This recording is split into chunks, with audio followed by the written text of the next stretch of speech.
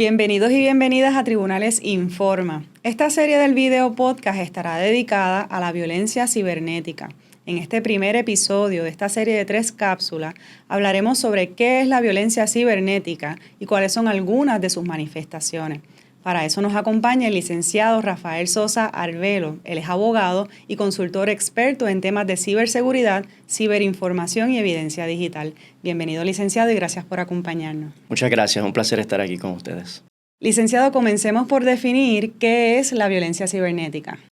Bueno, la violencia cibernética es cualquier acto de hostigamiento o daño en donde se utiliza un medio cibernético, sea una computadora, un celular inteligente, el internet, y eso causa un daño. El daño puede ser emocional, el daño puede ser psicológico, inclusive puede ser un daño físico. ¿Pudiera darnos algunos ejemplos de cuáles son las manifestaciones de la violencia cibernética? Claro, hay muchísimos diferentes manifestaciones de violencia cibernética. Tenemos el muy conocido cyberbullying, que se da muchísimo en el espacio de las escuelas, pero igualmente en el ámbito laboral, en el ámbito personal.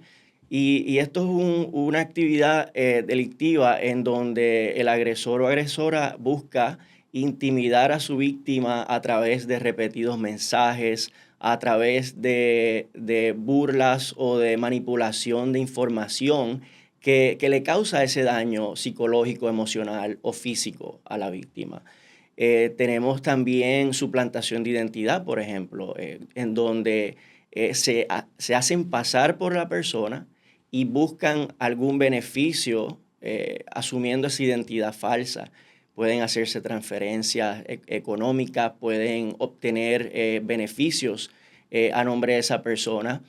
Tenemos el phishing, por ejemplo, donde buscan de alguna manera entrar ilegalmente al espacio cibernético de una persona y de alguna manera entonces toman control u obtienen información de esa persona para usarla en su daño. Puedo darle ejemplos inclusive donde a través de viruses que le ponen en las computadoras pueden entrar, pueden activar las cámaras, pueden grabar el audio que está en su espacio. Así que son actividades delictivas que se dan en el espacio cibernético, pero que infringen inclusive en nuestros espacios físicos. Tenemos, por ejemplo, el robo de identidad, en donde se utilizan los datos personales de una persona para hacerse pasar por ella. Tenemos el acoso y el acecho cibernético, en donde se busca perseguir y causarle un temor a la víctima, siguiendo sus pasos, continuamente manteniendo visibilidad en sus actividades. Tenemos la pornografía infantil, por ejemplo, donde se hacen grabaciones de menores de edades en actos sexualmente explícitos. Tanto la grabación, la posesión y la publicación son formas de delito y de violencia. Y así tenemos un sinnúmero de otras manifestaciones que se dan. Por ejemplo, en el ámbito del acecho, hemos visto lo que se conoce como el spyware, en donde instalan métodos de hacer tracking, en donde están constantemente vigilando, sea por el celular, sea por chips rastreadores o inclusive sea por programas que activan las cámaras y los micrófonos de nuestra intimidad. Desde su punto de vista, licenciado, ¿cómo se puede utilizar la violencia cibernética para perpetuar de alguna manera la violencia de género? Claro, lamentablemente es una conducta que se ve muy frecuente.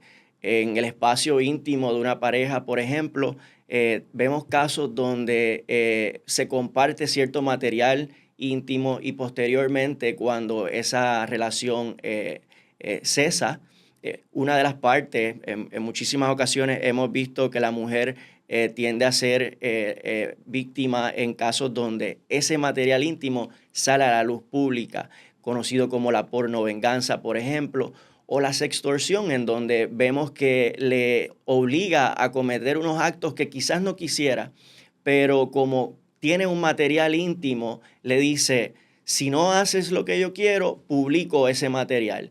Y ese mero acto es una violencia cibernética de género y es algo que vemos. Es algo que también está tipificado en nuestro Código Penal como una conducta delictiva, pero ciertamente es una tendencia que hemos visto.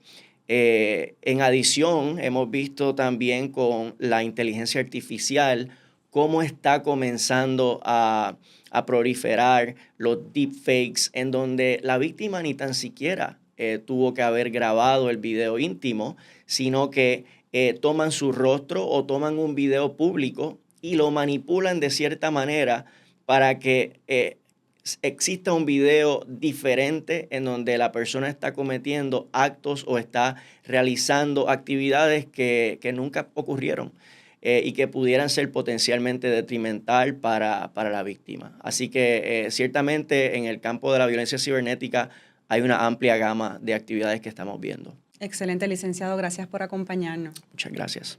A ti que nos sintonizas, te exhortamos a que compartas este video con otras personas para que puedan beneficiarse de la información que hemos discutido. En nuestros próximos episodios hablaremos sobre quiénes pueden ser víctimas de la violencia cibernética y compartiremos algunos de los remedios legales disponibles para proteger a las personas de este tipo de violencia. Muchas gracias por vernos.